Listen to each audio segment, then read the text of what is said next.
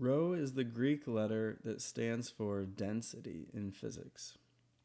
It's like a P, but almost like an italic style P. This question asks, what is the density of water in kilograms per meter cubed if 490 centimeter cubed of water has a mass of 0.49 kilograms? The formula for density is rho equals m over v, where m represents the mass of the object and v represents its volume. Now we want to put the 0.49 kilograms on top, and we should put the volume on bottom. But notice that the units here are centimeters cubed, whereas the desired units are meters cubed. Now, conversions are easy to perform these days using just the internet. And a simple Google search can do the conversion for us, actually. So we'll just go to google.com. And we can actually type how many cubic meters is 490 cubic centimeters. And yeah, Google makes these conversions very easy these days. So 0.00049 meters cubed as our volume. 3 zeros.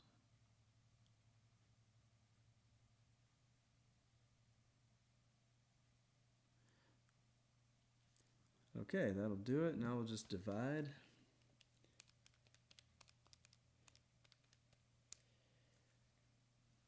And it's 1,000. 1,000 kilograms per meter cubed. And if we just think about the meaning of the volume of 1 meter cubed, that would be a 1 by 1 by 1 meter volume, which is fairly large. And yeah, that could make sense that it may weigh. It could make sense that it may have a mass of 1,000 kilograms. And just to be sure that we did do it correctly, we can go to Google and say, what is the density of water? Oh, okay. 997 kilograms per meter cubed. Sounds good. Next, we'll look at what is the definition of pressure. So, a fluid will feel a perpendicular force from container walls. And the fluid's particles can actually exert a force back on the container itself, according to Newton's third law. So it's the tiny microscopic collisions between a fluid's particles and the surface of a container that causes forces that the fluid will recognize as pressure. It should be noted that a huge number of microscopic collisions happen every second. This results in a constant macroscopic force being exerted on surfaces in contact with the fluid. And vice versa, the fluid feels forces from the surface. A fluid at rest will exert the same pressure in all directions. And pressure is simply the result of random motion of moving particles. It's a scalar quantity, just simply talking about the amount of force per area. And so that's going to be the formula that we'll use for pressure. P equals F over A, where F represents the force on the surface and A represents the area of that surface. At the bottom, there's an example we can try. What pressure does a 95 kilogram person exert on the ground if they're balancing on just one foot? Assume their foot has a surface area of 100 centimeters squared, and assume that the force is evenly distributed throughout the foot. Okay. Let's draw a free body diagram for it. Here's a boot. And then we've got our person. Okay. And here's the floor. Don't mind the artwork.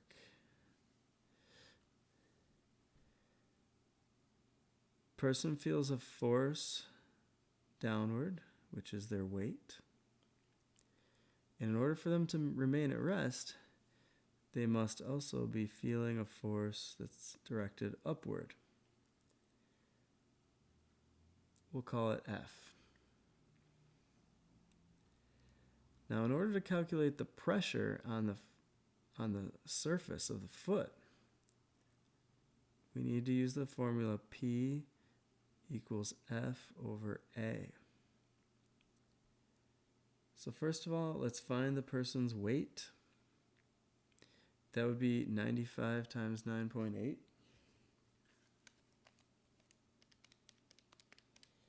It's 931 newtons. So how big is the force of the floor on the person? Must also be 931 newtons. So when we go to calculate the pressure, we show the force between the floor and the person's sole of their foot. 931 newtons. And then we divide that by the area of the foot. 100 centimeters squared.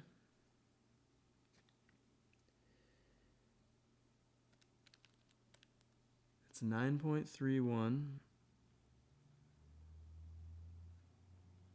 newtons per square centimeter.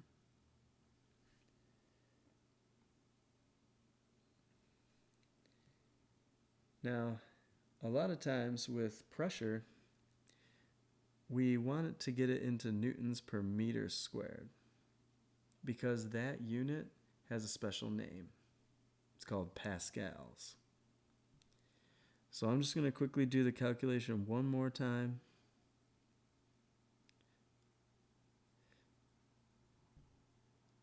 We'll do force divided by area.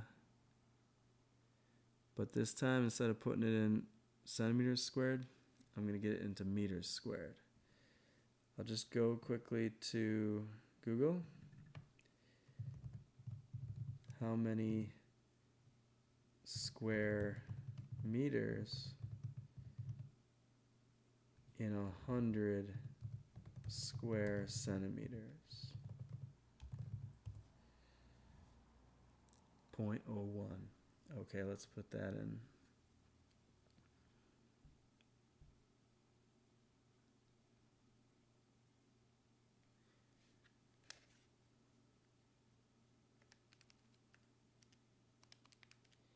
That gives us 93,100.